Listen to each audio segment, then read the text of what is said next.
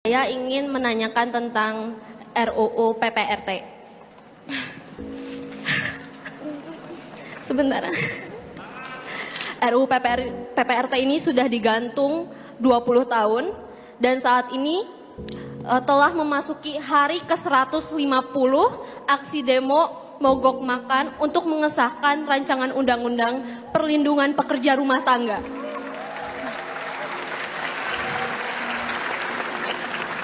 Akibat tidak disahkannya RUU ini mengakibatkan 10 juta pekerja rumah tangga bekerja tanpa perlindungan dari payung hukum.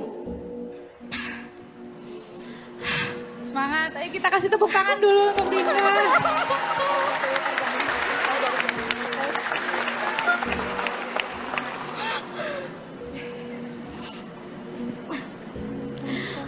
Karena pengesahan RUU ini ada masalah tentang bias gender, lalu perbedaan kelas sosial, dan juga relasi kekuasaan, sehingga banyak sekali kasus yang akhirnya berujung damai karena kekuasaan dari majikannya.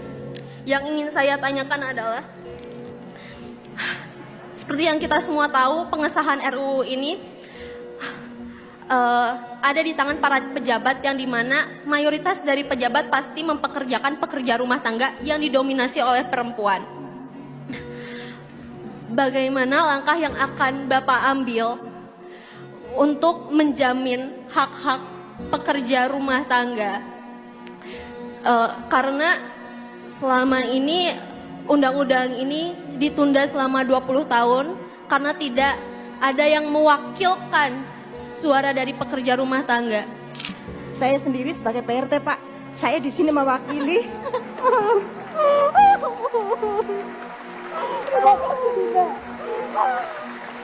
Terima kasih. Kamu udah menyuarakan suara PRT. Saya sendiri sebagai PRT, saya udah mungkin lebih dari 25 tahun, mungkin bahkan lebih. Apakah Amin kelak mendukung pengesahan UU untuk perlindungan pekerja domestik atau PRT di Indonesia? Kami sudah berjuang 20 tahun lebih, tetapi dihambat di DPR. Bagaimana terobosan Bapak mengingat koalisi Bapak kecil hanya 3 partai? Seperti itu. Saya dari Jala PRT mewakili 6 juta PRT di seluruh Indonesia.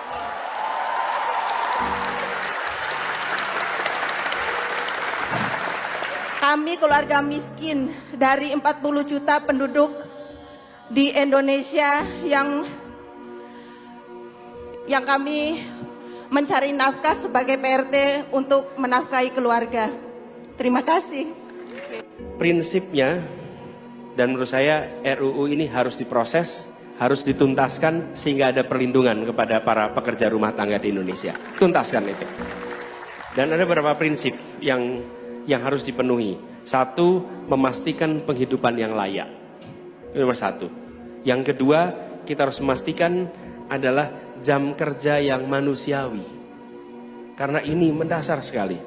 Kemudian yang ketiga, perlindungan sosial, perlindungan kesehatan bagi pekerja rumah tangga.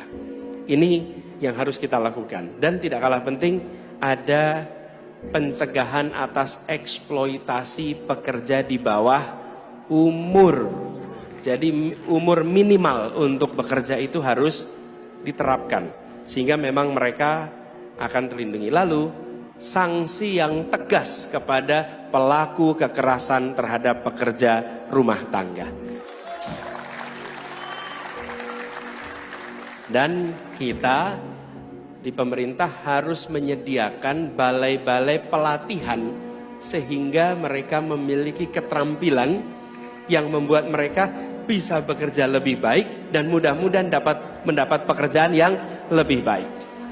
Bahkan yang tidak kalah penting adalah bantuan untuk mereka ikut kejar paket. Karena banyak pekerja rumah tangga adalah anak-anak yang putus sekolah di kampungnya. Kalau mereka berada di perkotaan, mereka harus diberi akses, berikan hak untuk belajar lewat PKBM sehingga mereka bisa dapat kejar paket A atau paket B atau paket C. Sehingga mereka bisa mengerjakan itu. Kami punya pengalaman Bu soal ini.